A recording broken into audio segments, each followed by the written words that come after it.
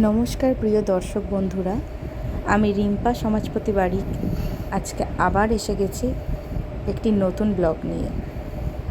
আজকের ব্লগে আপনাদের সকলকে স্বাগত। আজকে আমরা যাচ্ছি একটি গঙ্গার ঘাটে, যেখানে একটি তারামায়ের মন্দিরও আছে। এটি মূলত কোনো রকম ফেরিঘাট নয়, এটি একটি তারামায়ের মন্দির। তো চলুন আজকে যাওয়া যাক তাহলে সেই গঙ্গার পাড় এবং মায়ের মন্দির। আপনাদের সবাইকে আমি ঘুরে দেখাবো, আশা করছি আপনাদের সবারই ভালো লাগবে। চলুন তাহলে যাওয়া যাক। এদিকে প্রিয়াংশু তো গাড়িতে উঠে রেডি হয়ে গেছে বাবার সাথে যাবে বলে। চলুন, বেরিয়েও পড়েছি। একটু একটু দেখে নিন রাস্তাটা কীরকম লাগে।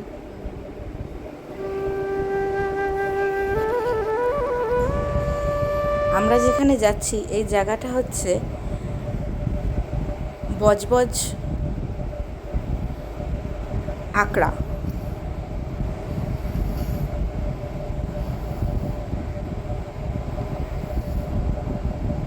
আমরা এখানে প্রায়ই গিয়ে থাকি, কিন্তু সেভাবে কোনোবার ভিডিও করা হয় না। তো এইবার একটু সুযোগ পেয়েছি, তাই আপনাদের দেখাতে পারছি। ভিডিওটি অনেক দিন আগেই করেছিলাম, কিন্তু একটু দেরি হয়ে গেল দিতে।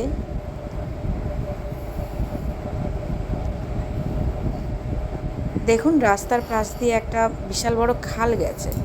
এই খালেতে গঙ্গার জলটা ঢোকে। আমরা যে গঙ্গার ঘাটের দিকে যাচ্ছি সেই গঙ্গার জলটাতেই এখানে আসে। যখন জোয়ার হয় এই খালের জলটা অনেকটা পরিমাণে বেড়ে যায়। তো জলটা বেড়ে যাওয়া দেখে মনে হচ্ছে যে আজকে জোয়ারই থাকবে হয়তো এই সময়। আর এতটাই কিছুক্ষণ আগে বৃষ্টি হয়েছে যে রাস্তাঘাট সব পিছল হয়ে রয়েছে, তাই গাড়িটা নিয়ে যেতেও ভয় লাগছে। দেখুন বলতে বলতে আমরা গঙ্গার ঘাটের দিকে চলেও এসেছি অনেকটা।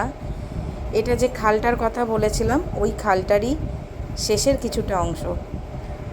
বৃষ্টিটা হতে আর হালকা মেঘলা আকাশ থাকায় চারিদিকটা কত সুন্দর লাগছে, পুরো যেন সবুজে মোড়া পৃথিবী। দেখুন এদিকে জলের ফোর্স এতই বেশি যে জলটা কীরকম ফেনা ফেনা টাইপের হয়ে গেছে।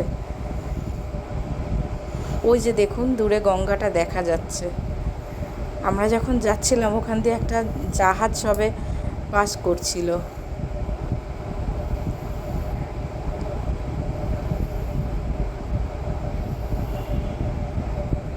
এখন তো রাস্তাটা অনেক ভালোই করে দিয়েছে।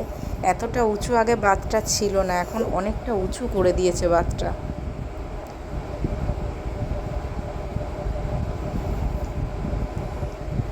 ওই যে দেখুন দূরে মন্দিরটা। আগে এই সামনের রাস্তাটা দিয়ে গাড়ি নিয়ে সোজা ঢুকে যাওয়া যেত, কিন্তু গাড়ির এখন এতটাই ভিড় হয়।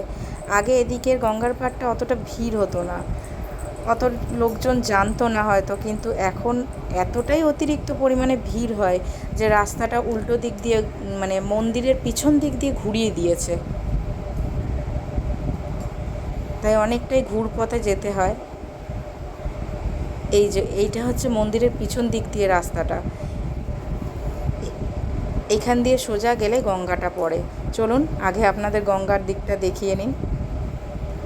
এই দেখুন প্রিয়াংশু আগেই দৌড়াতে আরম্ভ করে দিয়েছে।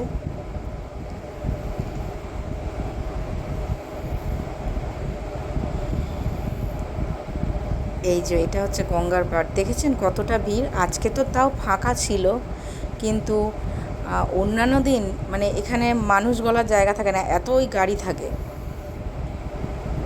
এই যে বলেছিলাম না মনে হয় জোয়ার আছে, তো দেখুন সত্যি সত্যিই আজকে জোয়ার, জলটা অনেকটাই উঠেছে।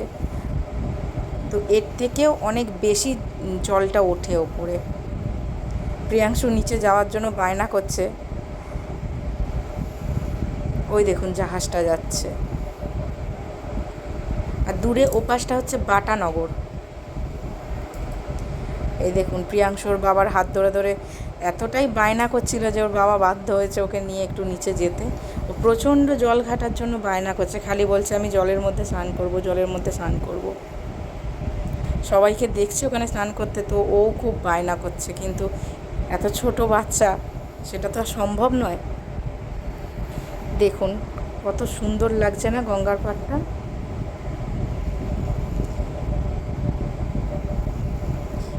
এই গঙ্গার পাড়ে অনেক সিরিয়ালের শুটিং হয় জানেন। ওই যে দূরে দেখা যাচ্ছে আর একটা ঘাট, ওইটা মূলত একটা ফেরি ঘাট।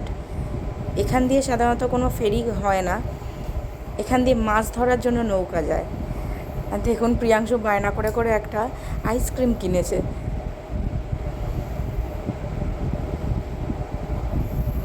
ওর প্রচণ্ড বায়না।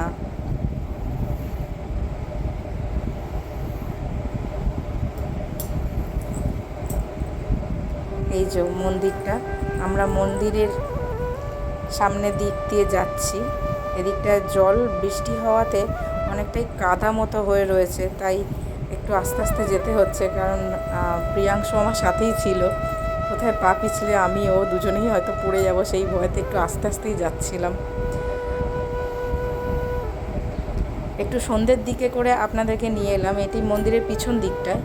কারণ এই সময় যে লাইটটা দিয়েছে দেখতেই পাচ্ছেন, লাইটটা কত সুন্দর দিয়েছে। দিনের বেলা হলে তো এই লাইটগুলো দেখা যায় না, কারণ লাইটগুলো বন্ধ করা থাকে। তো তাই জন্য আগে আপনাদেরকে গঙ্গার পাড়টা দেখিয়ে নিলাম। এখন আপনাদের মন্দিরের দর্শন করাবো, চলুন। এটি একটি তারা মায়ের মন্দির, আর ওদিকে শিব দুর্গা মন্দিরও রয়েছে, শিব পার্বতী মন্দির। দেখুন মন্দিরটা।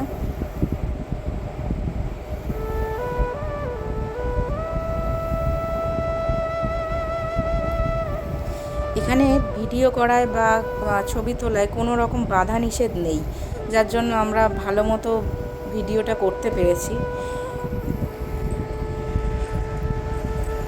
মন্দিরটা খুবই সুন্দর, আগে এতটা সুন্দর ছিল না। আগে একটা টালির চাল দেয়া একটা ছোট্ট মতো দালান ঘর ছিল, সেখানে মায়ের মূর্তিটি প্রতিষ্ঠা করা ছিল।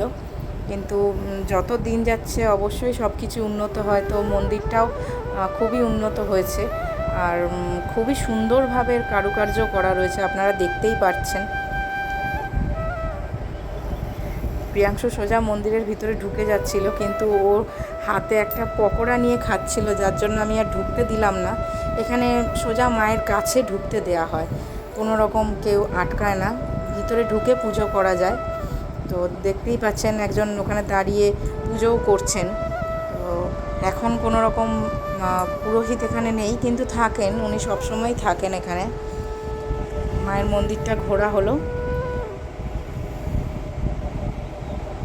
এই যে সামনের জায়গাটা দেখছেন, এখানে কোনো অমাবস্যা বা কোনো তিথিতে ওখানে মায়ের নামে যজ্ঞ করা হয়, বিশাল বড় যজ্ঞ হয়।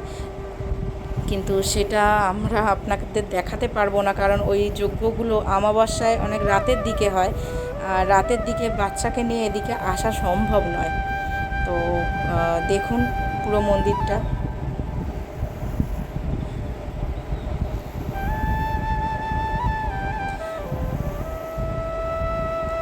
এনারাই এখানকার দুই সাধক ছিলেন যারা মায়ের মন্দিরটি প্রতিষ্ঠিত করেছে। তো এনাদের মূর্তিও এখানে রাখা রয়েছে।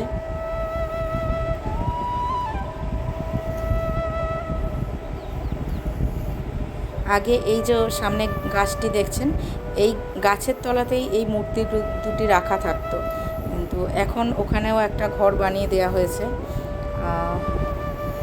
আর পাশেই দেখুন একটি শিব মন্দিরও আছে, শিব যেটা বলেছিলাম আপনাদের যে শিব পার্বতী মন্দির। তো এই যে এই হচ্ছে সেই শিব পার্বতী মন্দির, সামনে নন্দী মহারাজ। ওপরে চূড়াটি দেখুন কি দারুণ করা হয়েছে, পুরো একটি শিবলিঙ্গের আকারে বানানো হয়েছে। আর থামগুলো এক একটা গাছের গুড়ির আকারে বানানো হয়েছে, দেখুন।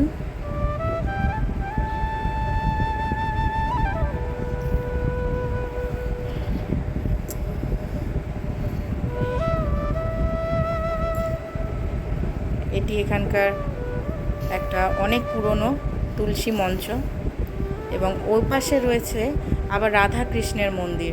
কিন্তু রাধা কৃষ্ণের মন্দিরটির ভিতর দিকটায় অনেকটা, এইটি একদম পুরনো, মানে এই মন্দিরের এখনও পর্যন্ত কোনো সেরকম উন্নতি হয়নি।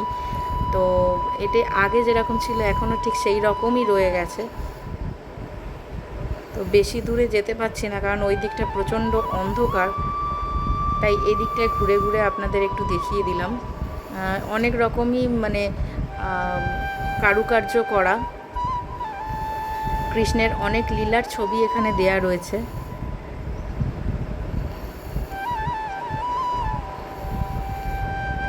তো এবার পুরো মন্দিরটা দর্শন করা হয়ে গেল, তাই প্রিয়াংশুকে বললাম একটুখানি মন্দিরে প্রণাম করতে। তো বাচ্চা মানুষ, ও আবার হাতের মধ্যে তালি দিয়ে দিয়ে মন্দিরে প্রণাম করছে। দেখুন, ও আজকে খুব আনন্দ করেছে। এখানে এসে মন্দিরে উঠতে যাচ্ছিল, জুতো পরে আছে, জুতো পরে তার উঠতে দেওয়া যায় না, তাই দূর থেকেই বললাম যে প্রণাম করো। তো দেখুন, ও হাতে তালি দিয়ে দিয়ে বারবার প্রণাম করছে। হয়ে গেল আমার আজকের মতো গঙ্গার পাড় এবং মন্দির দর্শন করা। এবার বাড়ি যাওয়ার পালা। আবার আমরা বাড়ির পথে পাড়ি দিলাম। দেখুন, এখান দিয়ে সরাসরি মা তারার মন্দিরটি দেখা যায়। আরেকবার দেখে নিন, আপনারা মায়ের দর্শন করে নিন।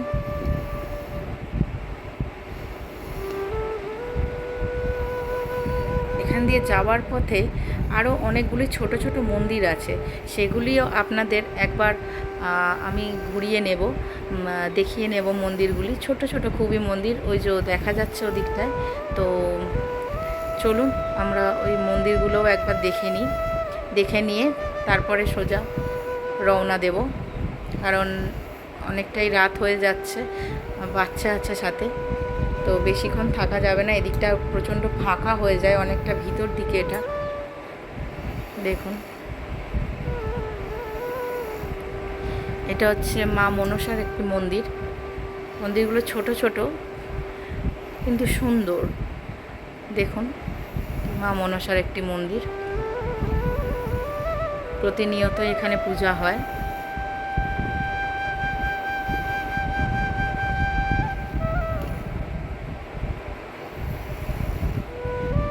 এটি হচ্ছে শনিদেবের একটি মন্দির।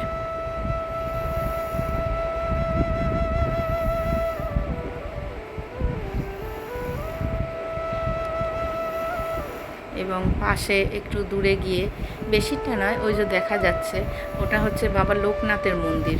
দেখতেই পাচ্ছেন এখানে রাস্তায় কীরকম পিছল কাদা হয়ে রয়েছে, তাই জন্য ভয় লাগছে। আর অন্ধকার যেহেতু হয়ে রয়েছে, কোথায় কি থাকবে সেটা বোঝা যাচ্ছে না। এদিকটা একটু গাছপালা বেশি, তো বন জঙ্গল বেশি, তাই জন্য একটু ভয়ও লাগছে। দেখুন,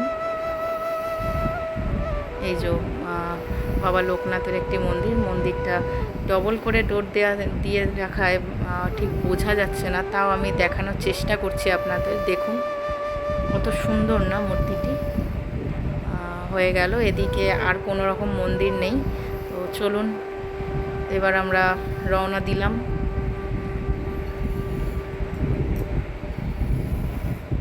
আশা করছি আজকের ব্লগটি আপনাদের সবারই ভালো লাগবে।